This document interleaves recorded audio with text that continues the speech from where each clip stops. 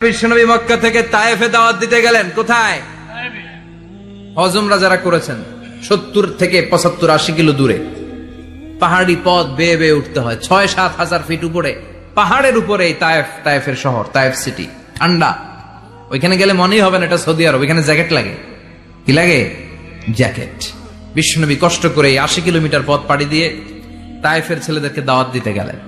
কিন্তু বিশ্বনবীর দাওয়াতি এই ডাকে, এই আহ্বানে তারা সাড়া দেয় নাই। বিশ্বনবীর এই দাওয়াতকে তারা রিজেক্ট করেছে, বিশ্বনবীকে পাথর মেরেছে, বিশ্বনবীর মোবারক দেহটাকে রক্তাক্ত করেছে।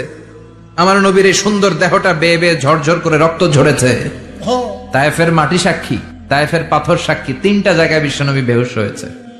এখনো ওখানে গেলে স্থানীয় লোকরা বলে, বংশ পরম্পরায় ওরা জেনে এসেছিল যে এই জায়গাগুলোতে বিশ্বনবীকে আঘাত করা হয়েছে।